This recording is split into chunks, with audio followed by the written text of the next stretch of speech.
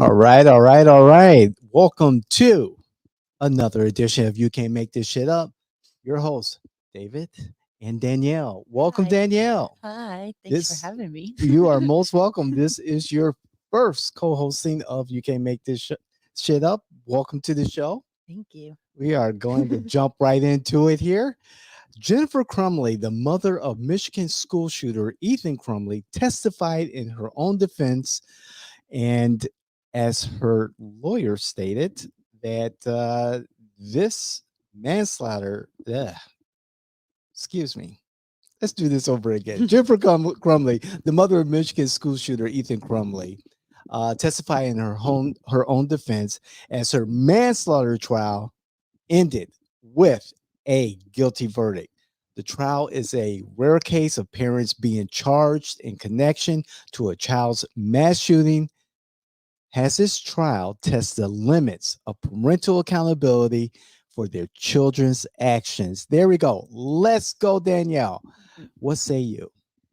I say that this case was a really big step in gun violence in the way that, specifically, this case, the parents are so guilty just from child neglect and everything, which we had touched on a little bit earlier. Mm-hmm. So, yeah, I think this was right that she was found guilty on 4 counts of second-degree manslaughter. Thank God. But as I said, with the child neglect thing, there's so much to touch on there. And I'm not an expert on that or anything. I know that it's different for every state. Mm-hmm. But Ethan Crumbley, who was the murderer of the Oxford High School shooting in 2021, where he killed 4 children and then 6 other were injured, including a teacher. And he was charged with 1 account of terrorism and 4 counts of first-degree murder. He was struggling with mental issues for the longest time, though. And as we That's talked correct. about, he is a victim of that. But there's also a negative connotation with that word because we're not sympathizing with him at all. That's correct. We're not. We're not. He is responsible for his actions. Yes, There's no doubt 100%. about that. Mhm. Um, Ethan suffered, like you said, from mental health issues. That's very clear. He was hearing voices. He thought for a long time that his home was haunted and actually named the ghost Yes. in his home. And his parents chimed in and they also gave names to the ghost.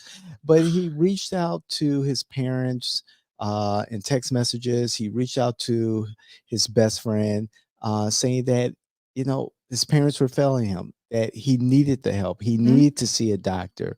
And at every opportunity, the parents decided not to address their son's needs. And as a mental health professional and working with abuse and neglect children in Illinois, granted, like you said, the rules are different, the laws are different, Yeah. but very similar.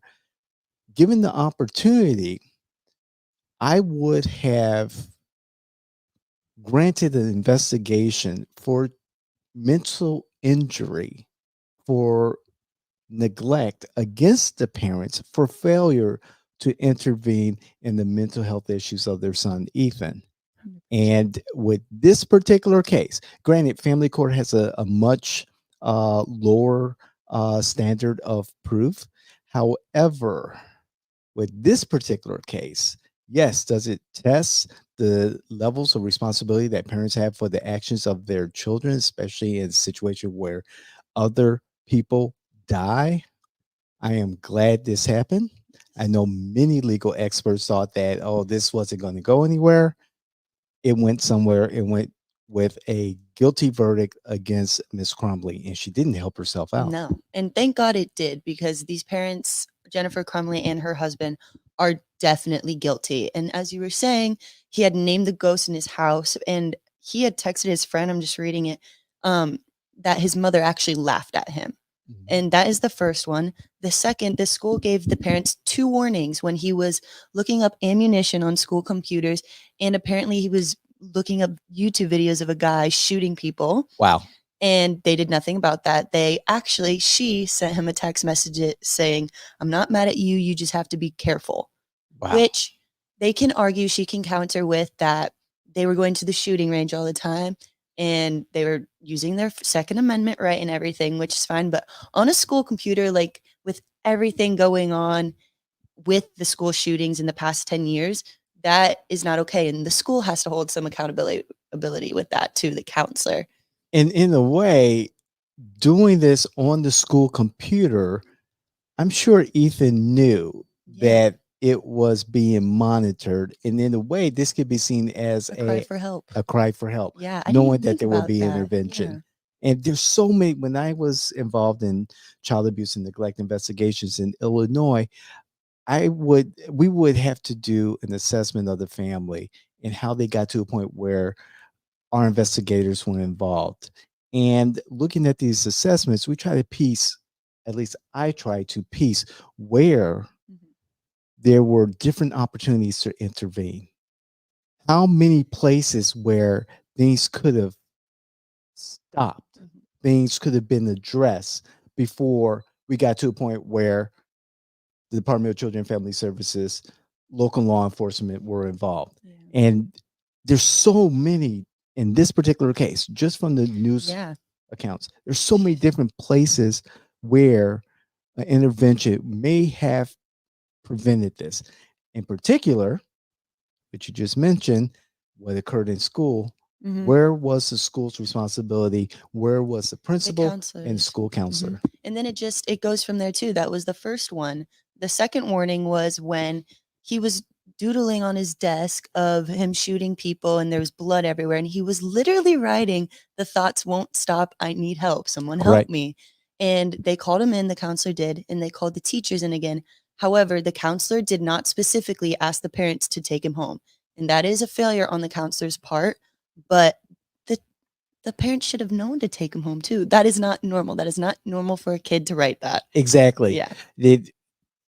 If the parents refuse to intervene at that time and you call them in the Mhm. middle of the school day, in the middle of their work day, someone at the school understood that this was a matter that needed to be addressed right Yeah. then and there. And when the parents absolved themselves of any responsibility that day, counselor, if they had the power of a mandate reporter to take custody of that child, and in Illinois is you have to be a child abuse and neglect investigator or a law enforcement officer or a medical physician of some sort, a medical authority. Uh, However, at least at a minimum, the school counselor and the principal could have called the authorities Mhm. and said, you know, we just want to err on the on caution here. Yeah. Come assess Ethan for a mental health crisis. Mhm. And that's the other thing with the school accountability too, is why didn't they? With Mhm. everything that was going on, why didn't they do that? Why didn't Right. they take that action? Because an hour or so later, he killed 4 children, That's correct. and those lives don't come back. So, And maybe that was that opportunity because he could have reached into his bag and did whatever he needed to do right then and there, but he yeah. didn't. Mm-mm. And maybe right then and there, he was hoping that there was going to be some relief. Some change, yeah. There wasn't. And that's the sad part. Yeah. It's frustrating to have to hear these stories over and over again. What could have, what should have. And again, I've got 21 years of PTSD over this stuff. Yeah. And when we first addressed this particular uh, case months ago when it started, I pretty much said the same thing. There's I applauded the Michigan authorities and the state's attorney in pursuing Yeah. this type of case because I have seen time and time again where parents, where guardians, where the adult in charge just walked away from their responsibility. Oh, it's in a way, it's good that this happened just because parents need to be held responsible Mhm. for their children's actions when there are mental health issues. However, this does, I have the question just popped into my mind for the father's case now, which could he be tried for child neglect too if they wanted to add that charge in? Or if I know she's appealing, so Yes. can they charge her then too for that? They could, however, because the manslaughter charge Mhm. and verdict meets that higher standard of beyond a reasonable doubt, beyond a preponderance of the evidence, charging it with neglect. I Mhm. wouldn't be surprised if in the child abuse system they have an indicated case Yeah. of neglect or a guilty. In Illinois, we call it indicated or unfounded, but an indicated charge of neglect. I don't think they'll have any more children, Mm. especially if they're serving time. But I would not be surprised that there was a concurrent investigation with child abuse and neglect investigators. With Mr. Crumley, if he was smart, I would take a plea because his wife during the trial stated that it was his responsibility to make sure that the gun was secured, et cetera, et cetera, et cetera. She can't walk away from her responsibility. She's just as responsible. Yeah. She's a grown ass adult. She had the gun last, and she put it in the case. Mhm. She was too busy with her affair to That's pay right. attention to it, and bullets under jeans, bullets under hidden jeans is what the Yes. father's excuse was. Mm-mm. No. Oof. No, no, no, no, no, no, no, no, no. It's um it's sad again, and I don't know what more to say about the victims. Yeah. It's sad to see that there appears to be no answer in regards to gun violence Mhm. in our schools. Again, a community of 22,000, Oxford, Michigan, a community of 22,000 people. They know each other, they know each other well. And for this to happen, to see a young man decline in his mental health is it's disappointing to Yeah. see and see that the parents miss a great opportunity to intervene. Mhm. I'm curious to see how this will affect the Second Amendment, if it'll even affect the Second Amendment. Right.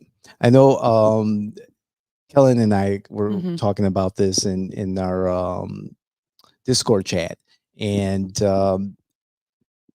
whew, you know that the Second Amendment, the 2A advocates are going to be all over this. Yeah. Um, However, people have to understand when we have children, we're responsible for them. I've always thought that raising my boys, that whatever they do, they're a reflection of me. Mhm. And therefore, I've got to make sure that I give them the guidance and the discipline and the moral base that they need to make good decisions, sound decisions to keep themselves and the people around them safe. And so to read about this and then to read about the care for her horses, the affair. Hey, Ugh. adults are going to adult, that's fine and everything, but the amount of attention she paid to the horses Yeah. versus Ethan, Mhm. she was afraid to go into his room. I don't know if you've seen the pictures of his bedroom, No, but I it haven't. was like a derelict. It was like Mhm. it was trash. I was like, no, you go into your kids' room. They're Yeah. not renting from you. They don't own the house. Go into your room, tell your son to get it together. Oh, your son can't get it together because he's suffering from mental health issues. Get him the help. Yeah. And oh, it's just, if she would have done one thing differently, like cared a little bit more instead of focusing on the horses or the affair or buying him a gun at 15, Oh my goodness. that okay, I get it. Second Amendment rights, everybody has the right to go to a gun range and practice shooting. It's an activity that Yes. families can do together.